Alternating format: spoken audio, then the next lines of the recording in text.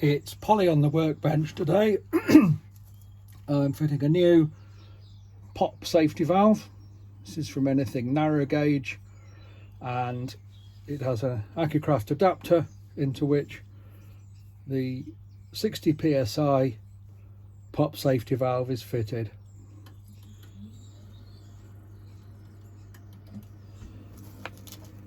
She's also getting her new number 5 by 0.5 gas jet. I'd show you the hole, but it's tiny, which is supplied by Chuff to Bits just across the border into Warwickshire from me, in Warwick, in fact. Yeah, so I might add some narration once I've made the video, but for now this is replacing a gas jet and the safety valve. So to do this we need just one tool, or maybe two. We just need one tool, which is from memory either a 5.5 or a 6mm spanner, one of those two.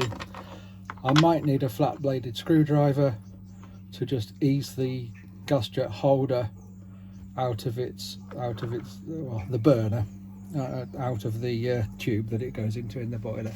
So the other thing we need, of course, if we're going to service a locomotive, is the locomotive. Here she is, Accucraft Leader class Polly 042 saddle tank, a model of the same locomotive, or locomotive of the same main name, on the sitting board in Kemsley Railway. So I'm going to take off the bits that might fall off anyway. This includes her driver. Please ignore his missing forefoot. Where can I show him best? This is Emmanuel Rio, a direct descendant of the famous Vienna horn player of the 19th century from Brazil.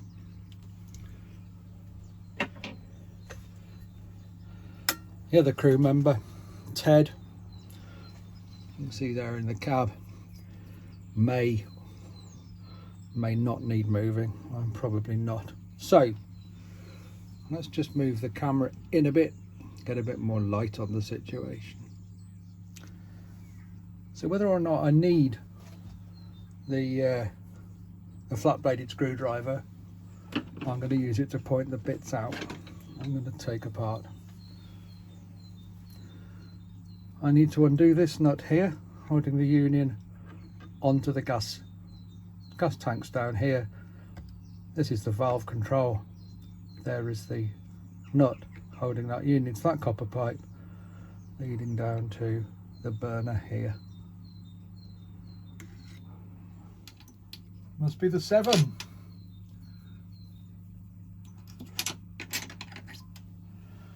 My workshop is tiny, and I'll give a little tour of it afterwards. So yeah, it's the 7mm spanner. So we need to undo that. What I'm going to do is just loosen it off with the spanner and then do it with fingers.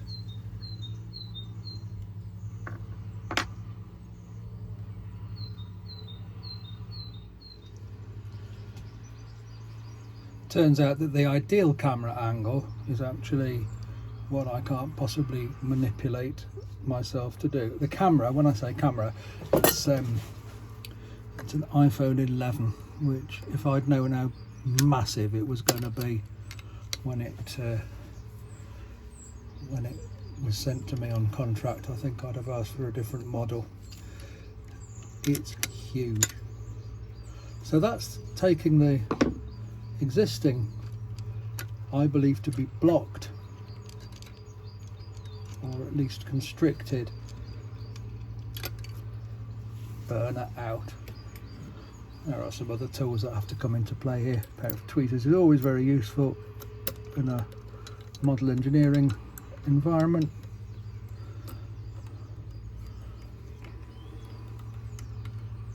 So, can we see that? Probably not very well, but that's the old gas burner in the holder. That's the holder there. That's the jet. and that's the bit I'm going to replace. Now you see some of the sort of detritus of the workshop on the Feckhall man. Bad smelling. So let me see if I can take this out whilst not obscuring the view too much. It simply screws in. It's not a tight fit. So we take that one out.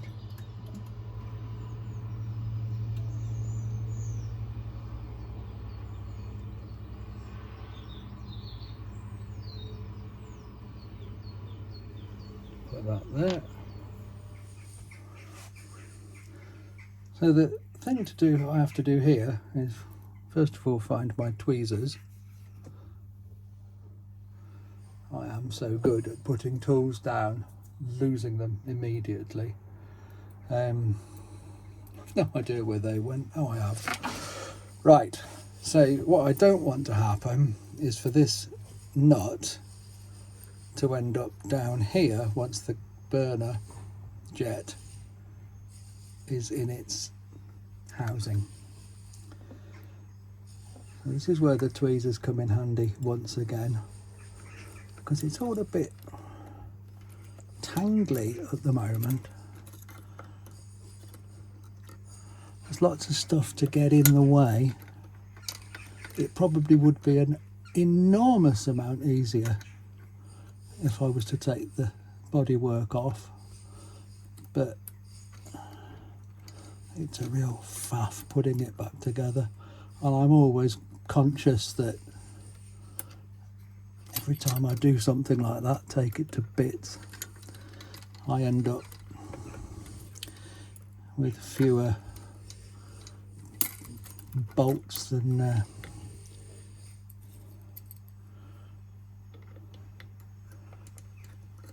I started. So I've got to get round the servo rod for the regulator here. This is where you need more than one pair of hands, sorry.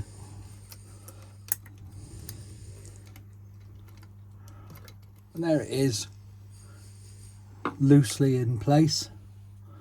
So the next stage is to retrieve my union nut without sending it flying down the length of the pipe and having to take it all to pieces again. There's the nut.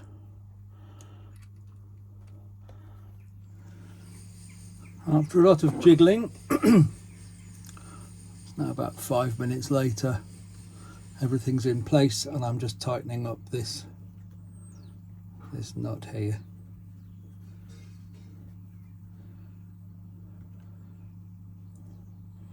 As a dyed-in-the-wool trade unionist, I'm quite happy calling it a union nut, really, because that's what I am.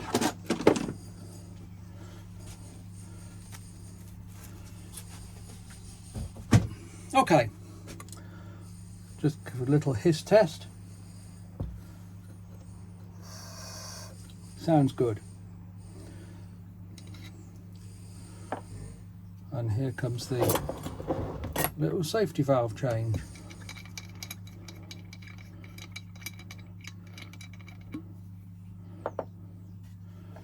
So taking out this large, refurbished, but still large Accucraft safety valve and replacing it with the one from Anything narrow gauge, and rather more neat. And on goes the, not quite, go on, there's the brass safety cover, safety valve cover, rather nice.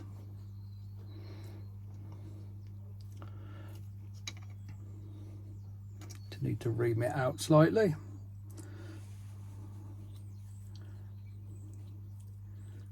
Which I shall do. Okay then, so what I'm going to do now is just adjust the primary air control ring. Now,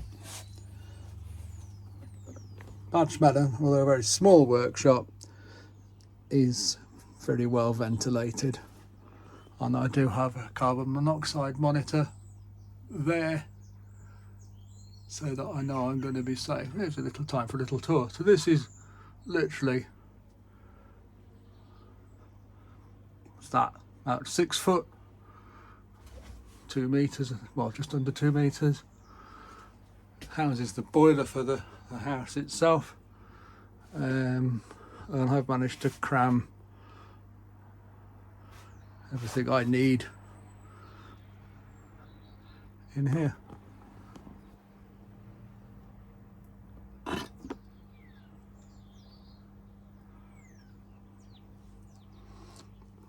That's Polly's tray. Driver's having a kip, and then we have water and lubricating oil. I use filtered rainwater for the steam engines, remote controls, live steam box, oil, gas, and then remote controls that are bigger and chunkier there. These are my Fosworks ones, and those are the stick controllers. Well, the other driver's having a sleep now. What I've done is, with an insulin needle, fortunately I have a fantastic supply of those, I've taken out the old one, put the old one back in, having got the insulin needle to pass all the way through it, and I'm very hopeful that things are going to be all right now. So I'm just got to adjust the primary air. Now that is the Accucraft Raw that we know and love, so try and tighten that a bit.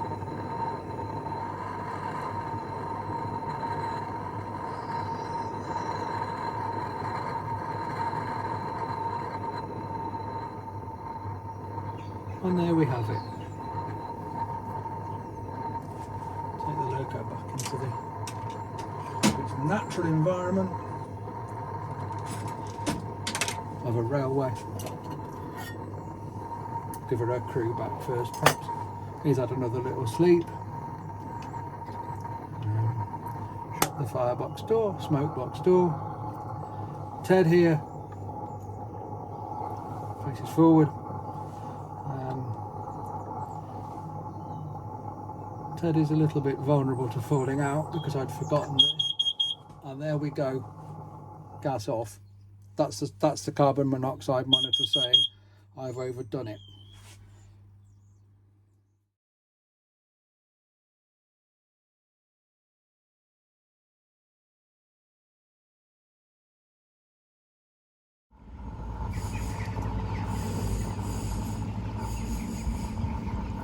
And there's a perfect demonstration of the difference between a weepy safety valve and a pop one.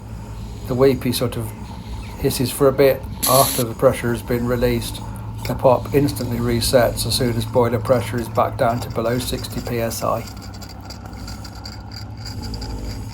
I run the loco backwards and forwards a few times to clear the condensation from her cylinders and steam chest. Polly isn't fitted with drain cocks, so this is the only way to do it.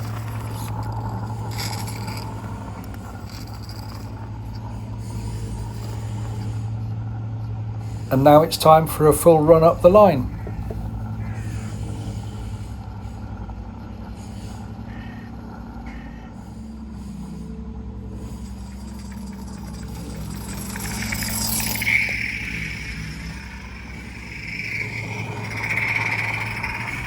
The roar of the flame is so much louder on the video than it is, to me anyway, in real life, but that's down to my deafness, I think. I'll need to adjust that primary airing a little bit more and be braver about turning the gas down. Thanks for watching this edition of Workshop Wednesday. I hope you've enjoyed it.